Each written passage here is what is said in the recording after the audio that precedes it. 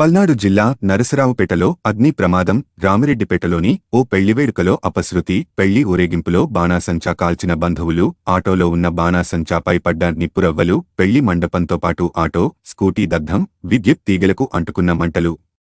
Current సరఫరా నిలిపివేత. ఘటన స్థలాన్ని పరిశీలించిన నరసరావుపేట నియోజకవర్గ TDP in-charge doctor Chadalavada Aravinda Babu, మార్పు కోసం మనం సైతం media buzz Telugu news channel